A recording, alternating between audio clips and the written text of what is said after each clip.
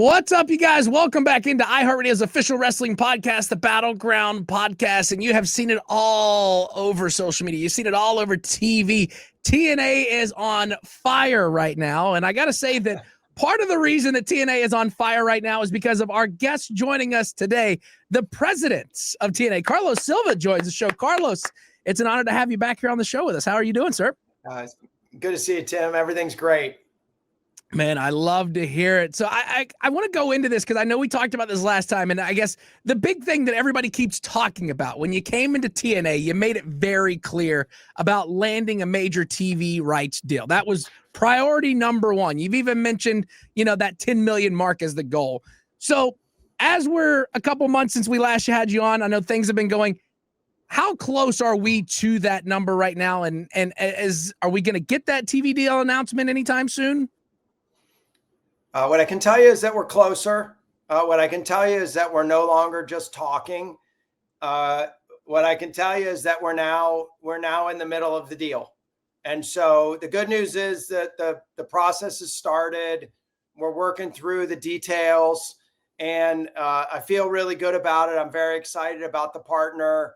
I think they're excited about us. That's why it feels good. But like everything, we just kind of got to get through the paperwork, understand sort of final deal terms and certain things where there's going to be a little push and pull from both sides. But as recently as yesterday, when we were exchanging things back and forth, we're in that process. So I feel good about it. I don't think it's going to take much longer because I think we're pretty close. So, and everyone seems enthusiastic to get a deal done, which is, always the best feeling when you enter into these kind of deals with big distributors, big companies. But so far so good. I'm excited about it. Awesome. I know a lot of fans are excited about that. So fingers crossed that we get that news before the end of 2025 this year. But from what you said, there's a possibility that we'll have that news before 2025 ends.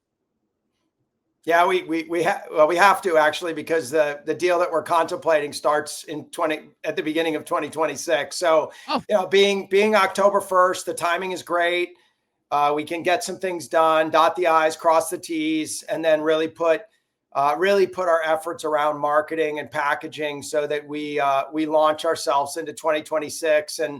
And look, I mean, I've said it. I said it at Slammiversary. I'll say it about for Bound for Glory.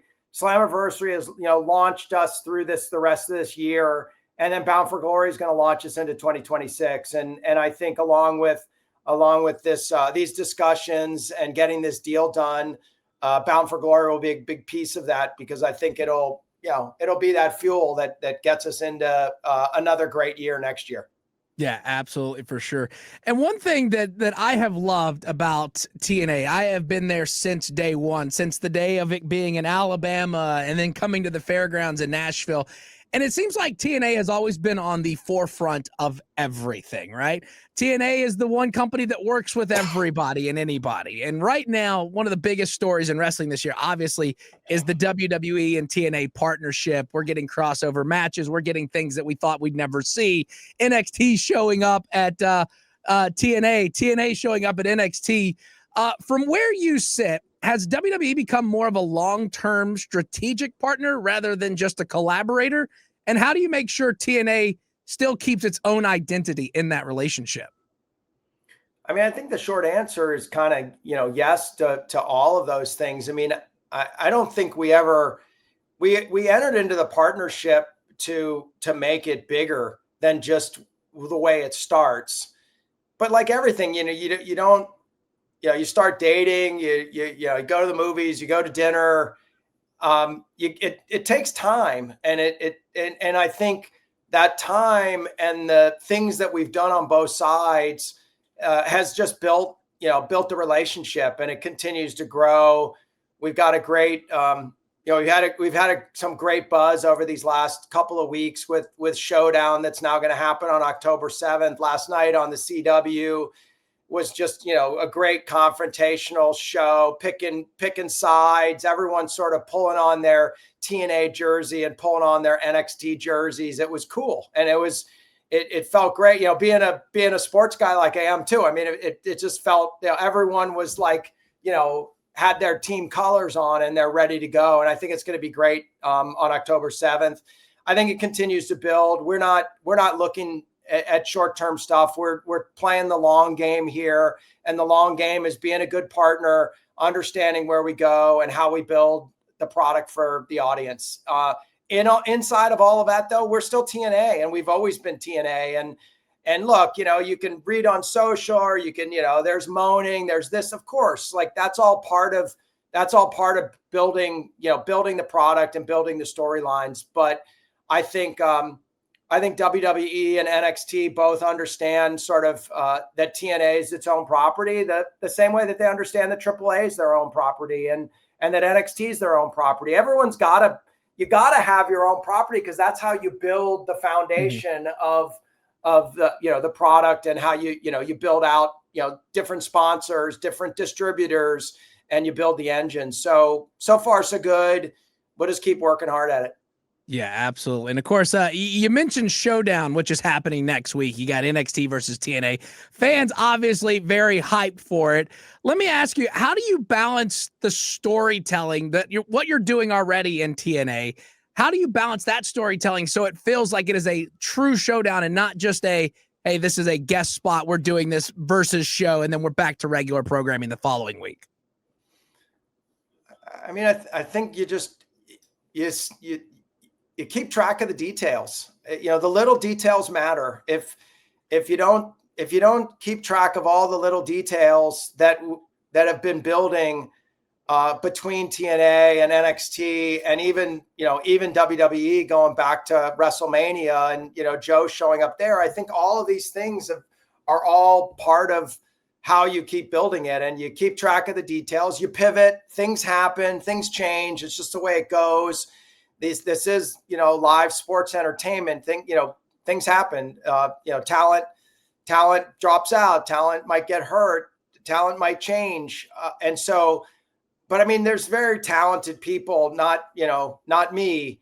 I like to keep track of it. I'm certainly involved, but there's people grinding every single day on all the little details so that you make it right. And if you make it right, then it becomes great. And so that's how we've been doing it. And the sort of text messages, the pivoting, the calls late at night are all part of what we all do. And I think we all enjoy it. Yeah, absolutely. And of course, we're enjoying this partnership with WWE and TNA. And you mentioned Joe Hendry for a second. I got to say that very softly, because he might show up either behind you or behind me. I don't know what's going to happen here.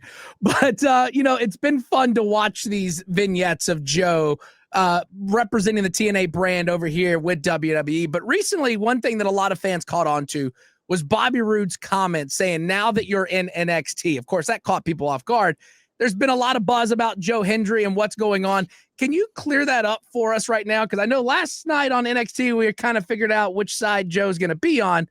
But can you clear that up? He's still a TNA guy, correct? That's correct. Yeah, it caught me off guard when he said it as well. And so, yes, he is. And he, he is until he's not. But, he is. And Joe's been great. Joe's been great for us. Joe's been great, with WWE and NXT. And, we'll continue to sort of work through that together as good partners do. Absolutely, for sure. Carlos Silva, president of TNA, is our guest on the show with us right now. You've mentioned the idea in the past, TNA possibly having sort of like a home base where you tape a bunch of shows before going back out on the road. Is that something maybe you're seriously considering for 2026? And what could that look like in terms of like logistics, if that's still on the table? Yeah, I'd say I don't know yet what's on the table. What I will tell you is that we're going to continue to do more live in 2026. And so the marketing and the team that Andrea leads from a venue perspective is looking at how we can be better operationally and more efficient operationally. But I still think there'll be, some combination of live, live pay-per-views, obviously, live PLEs, obviously, more live for Impact. But there'll still be some tapings. I don't think we'll be going live 52 weeks a year in 2026 yet. But certainly, as we think about it organizationally, I love live. We're all live sports guys. We want to be live every week. And I know the talent wants to be live. They tell us all the time how much they love the feeling they get from the audience and just that pressure of being live and sort of hitting your marks. So look, we're going to end up doing more. We got to figure out some logistics and operational pieces. I mentioned that because I think NXT has done a great job at the Performance Center, and it gives them the ability to be live every week without having to get on the road every minute. And so I think that's certainly a model that we're looking at. I mean, we're not trying to reinvent the wheel here. We're trying to be smart about what's working for others and do some replication for us to keep us operationally healthy in 2026 and beyond. Yeah, absolutely, for sure. One thing that I have loved really seeing here on social media, something that you've implemented when you got there, is the All-Stars. Like, you recognize somebody who's gone above and beyond. And I got to say, a really cool moment is when you get to see that from a fan's perspective of the camera crew sitting there pulling back that curtain. You're all doing your, I guess, production meetings or whatever, and then you hand out the stars. And it could be a wrestler. It could be somebody that's working behind the scenes. Like recently, I know a good friend of the show, Kevin, got the All-Star Award. What was it? Because, again, you don't see very many people doing things like that, but you film it, you put it on social media. What's been the feedback of you doing this? And also, like, it just kind of puts everybody in perspective of, hey, let's keep going, right? I think at first everyone was not sure. I had pretty strong feelings about it. I really wanted to celebrate the hard work that everyone does, not just what we do in the ring, but what everyone does outside of the ring and around and behind the curtain to make these shows come off. It's hard. Everyone can sit at home or they can come to the stadium and they can have a great time and they can, grab some chips and popcorn and they think it just happens, but doesn't. It's a lot of hard work. It's running around. It's flying to different cities. It's coordinating. And so I wanted to give out that game ball. I always loved when coaches, either in college or the pros, celebrated that athlete that got the game ball, because my feeling is the entire locker room celebrates it almost always with that athlete. You always see that. And I think that's what's happened. And doesn't matter who gets it or who doesn't get it. I think what matters is that we're celebrating a contributor to growing TNA on a weekly basis when we're out at these places. I certainly enjoy it. It's fun to sort of think about who should be the next All-Star. It's fun to join the exclusive club because there's only been, now a half a dozen or, not even a dozen All-Stars so far. And we're going to keep doing it. And it's a little thank you for everybody to let them know how much we appreciate them. Yeah. And it's gotta be a good feeling from, the locker room, everybody else, even behind the scenes people. Cause in any job, some people feel unappreciated in certain ways, but then when you sit there and you get everybody together and you're like, this person gets it, or this person gets it. It's a really cool thing to watch, even like the wrestlers around when you announce who get it. They're like, yeah, they're all getting like, you could just see that everybody in TNA is there for each other. It's not I'm here for myself and myself only. Well, thank you for saying all that, because that's certainly how we feel about it. It's nice that you all are seeing it on social and out there too, because it is everybody. Like I said, it's not who wins the All-Star. It's that there is an All-Star and everybody seems to enjoy it and celebrate whoever wins it that week.